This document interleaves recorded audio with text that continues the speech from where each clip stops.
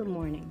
So we made our imaginary trip to China and we learned how to use those delicate brushes to paint blossoms and pussy willows.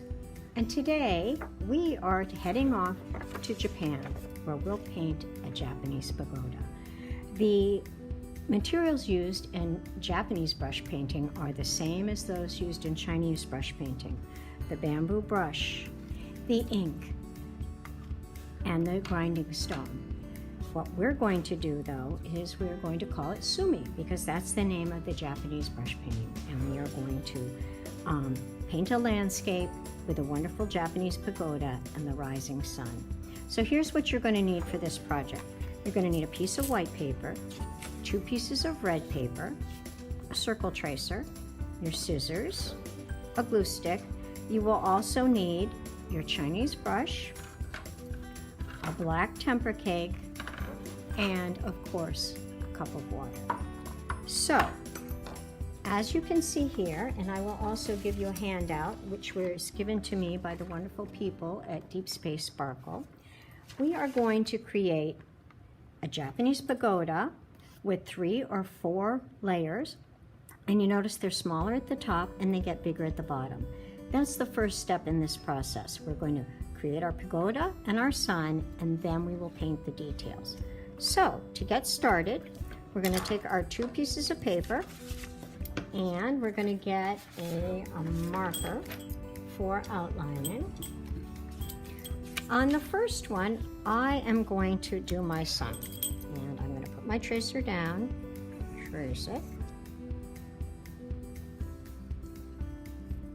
and cut out a nice big sun. If you want it bigger, you can make it bigger. If you want it smaller, you can make it smaller. This one is slightly smaller than the one I showed you. I thought it would be nice to have one that was different. Okay, now I'm not going to throw away this scrap because I need it. Where am I going to place my sun? Maybe here, or maybe I'll do it differently than this one. Okay, so these scraps of paper I am going to use for the pagoda roof. Now, I'm going to fold this one in half a long ways, like a hot dog bun. And I am going to draw half of my pagoda top, which means like that, and like that, and like that. That is the top of my pagoda. I'm going to cut that out, and that'll help me figure out the sizes that I need.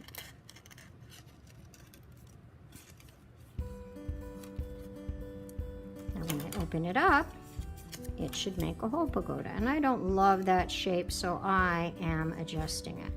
That was just to get me started. Okay, so I'm going to put the top of my pagoda there. Now I'm going to trim this. I need 3 more layers, and they get progressively bigger. So once again, I am folding this in half, long ways, like a hot dog bun. And I am going to draw my 3 more pagoda roofs.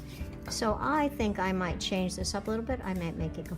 I want to make sure one is smaller, a little bigger, and biggest out to here. So I think I'll go like this time.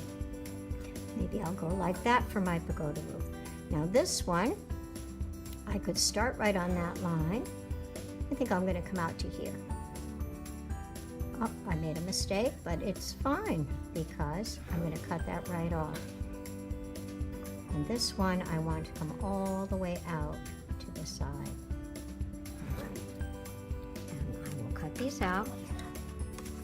I'm going to suggest you do that with a pencil. So if, like me, you made a little mistake, you can adjust it. I think I'll bring that in like that. All right, so that is my bottom one. That will be the bigger one. The next one up, and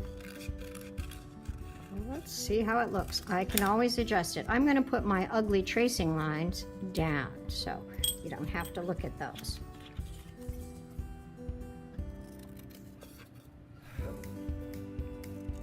I actually like the shape of this one better than the one I did earlier.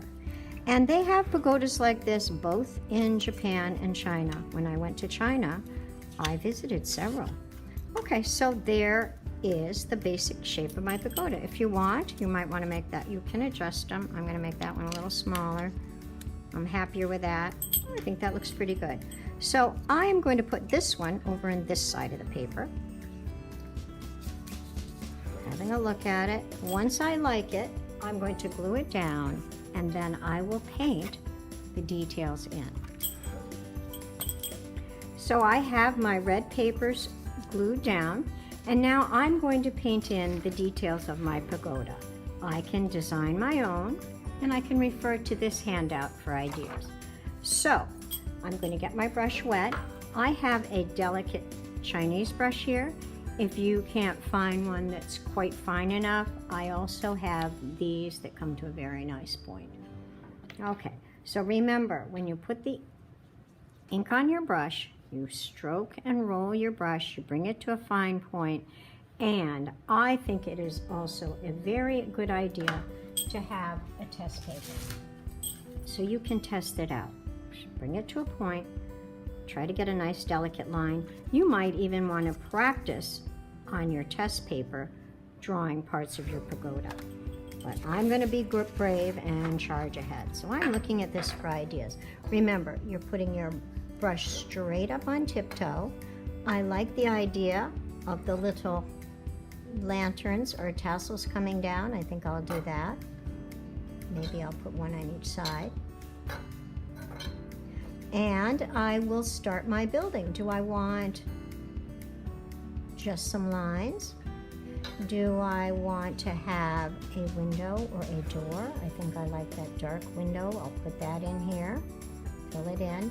Remember, you're keeping your brush on tiptoes. I'm getting my basic shapes in, and then I might go back and add some details. Maybe I'll make an arched window there. And down below, I have the bottom of my pagoda, which is larger. Okay, might have a big, I think I'll do a doorway like this. Opens up. Maybe I will have a path that leads to my doorway. You decide what you think will be nice. And then go back and add details, which I will do off the camera. Okay, so now that I have the details on my pagoda, I am going to go back and add in the landscape. Oftentimes, these pagodas and shrines were located in the mountains, and people would hike out into nature to visit them. So we're going to add some mountain landscape. I'm going to bring my brush to a point once again. I think I'm going to start with, first I'm going to put in just the ground where my shrine is located. I start with a black line, then I rinse my brush, take the extra water off, and then spread out this black line with just my slightly dirty water, and that will make a nice gray.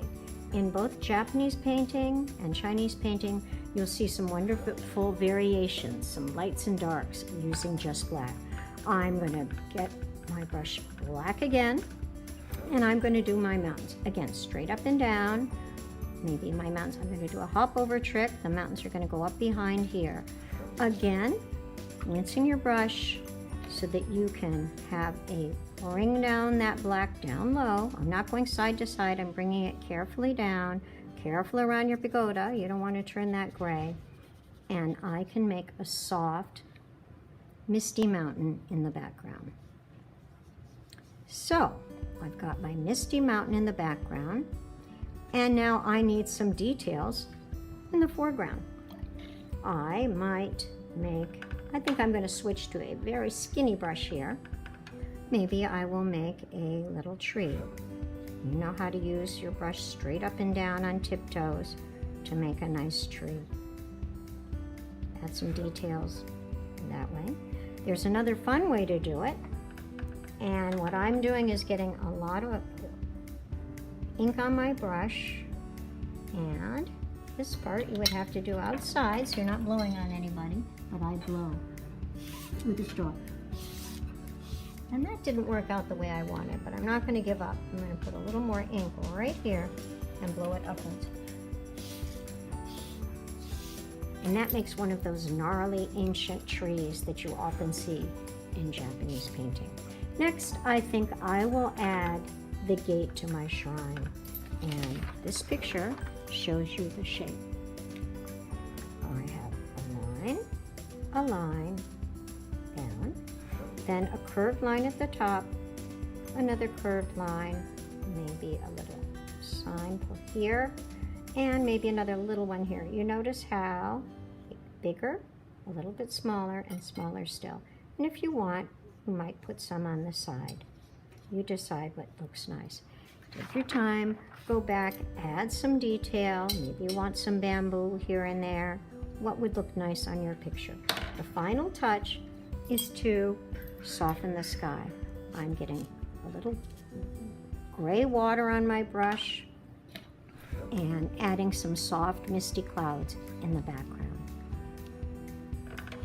And I might take some time to go back later and add extra detail to my shrine.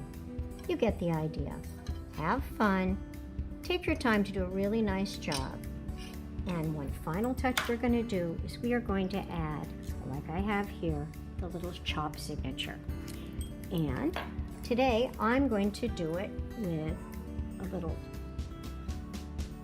square of red paper, and I am going to outline it in black. They often had a black outline around the edge, and I am going to use my initials and make it look like a Chinese chop. I'm going to do CJ, very straight lines, and maybe the B I will slide in over here. And it looks like a nice chop. And then final touch, glue it where a little bit of red would look nice. Take your time to do a really nice job. This might take you 2 sessions. And when you're all done, don't forget to sign your work and send me a picture of it. I can't wait to see it.